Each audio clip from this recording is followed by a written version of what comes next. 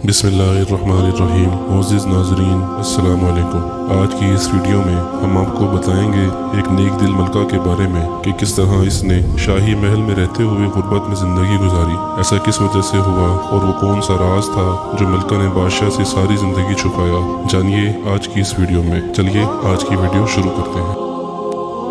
पाकिस्तान के बादशाह अमीर दोस्त मोहम्मद ख़ान, जो अमीर अब्दुर्रहमान ख़ान साहब के वालिद और अमानुल्लाह ख़ान के दादा थे, बहुत दीनदार बादशाह थे। इनकी दीनी बातें ज़रबुल मिसल थीं। एक रोज़ अमीर दोस्त मोहम्मद ख़ान शाही महल में आए तो चेहरा कुछ उदास और गमगीन था। बेगम ने पूछा, आज आपके चेहरे पर यह उदासी क्यों छाई हुई है?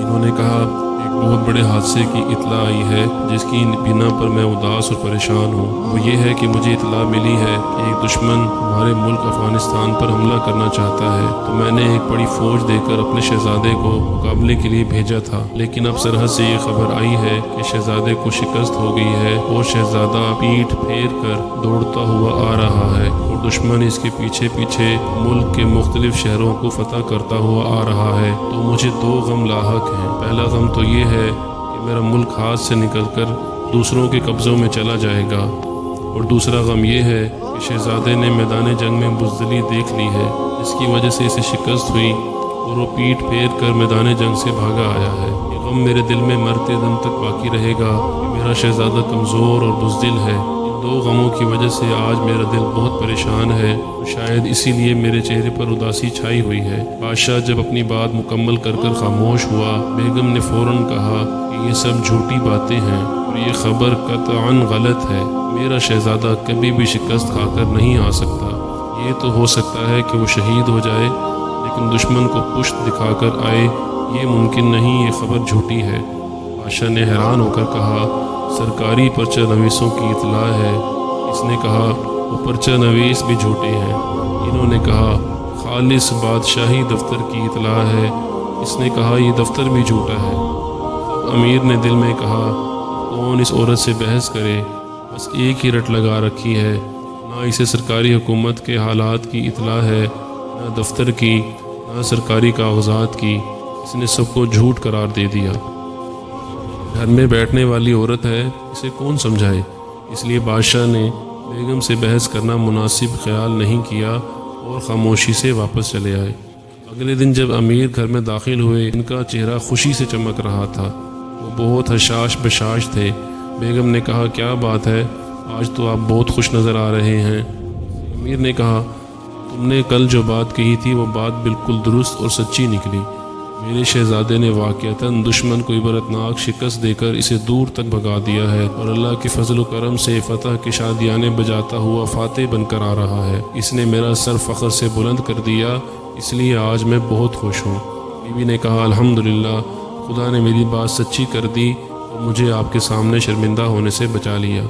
इस पर अमीर ने कहा, आखिर तुम कल इतनी कुव्वत और एतमाद से कैसे दावा किया कि वो शिकस्त खाकर नहीं आ रहा?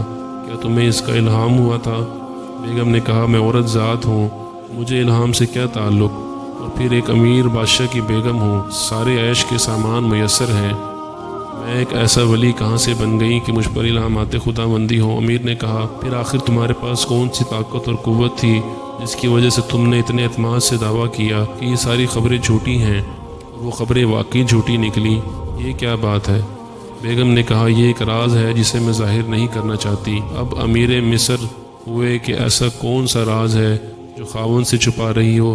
खावन से ज़्यादा राजदार बीवी का और कौन हो सकता है? वो पूछने पर मसर हैं और वो छुपाने पर। अमीर ने कहा, बहरहाल मैं तुमसे पूछ कर रहूँगा। और वो मजबूर हुई तो इसने कहा, मैंने आज तक ये राज अपने सीने में छुपा कर रखा हुआ है, किसी पर जाहिर नहीं होने दिया। आज आपके बेहद इसरार पर वो राज खोल देती हूँ। वो ये है कि जब शहज़ादा मेरे पेट में आया तो मैंने अल्लाह से अहद किया था कि कोई मुश्तबा लुक़मा मेरे पेट में नहीं जाएगा। बस मैंने सल्तनत के ख़जाने से एक पाई भी नहीं ली, और जो तनख्वाह आपको मिलती थी ना ही मैंने इससे कोई पाई ली। मैं अपने हाथ से टोपियाँ बनाती थी, इनको बाज़ार भेजकर बिकवाती थी। इससे जो आमदन और रुपए मिलते थे, इनसे मैंने अपना पेट पाला है। इसी तरह मैंने 9 महीने इंतहाई तकवे से कामिल हलाल ग़िज़ा इस्तेमाल की है। इसके बाद जब ये पैदा हुआ तो मैंने बजाय दूध पिलाने वालियों के सुपुर्द करने के کسی انا کا دودھ پیے، میں نے خود ہی دودھ پلایا۔ اس دوران بھی میں اپنے اس عہد پر سختی سے قائم رہی کہ کوئی مشتبہ لقمہ میرے پیٹ میں نہ جائے، اور اس کے ساتھ ساتھ میں نے یہ طریقہ بھی اختیار کیا، جب یہ دودھ پینے کے لیے روتا تو میں نے پہلے وضو کرتی، پھر 2 رکعت نماز پڑھتی اور پھر دعا مانگ کر پھر دودھ پلاتی۔ جب ایسی حالت میں اس کی پرورش ہوئی تو ظاہر سی بات ہے کہ اس میں کمینہ اخلاق، دشمن کو پشت دکھانا یا بزدل ہونا وغیرہ کیسے پیدا ہوں گے۔ اسی لیے میں نے بڑے یقین سے یہ دعویٰ کیا تھا کہ میرا شہزادہ ہرگز میدان جنگ میں پشت نہیں دکھا سکتا، اور میرے اللہ نے میری بات کو سچ کر دکھا۔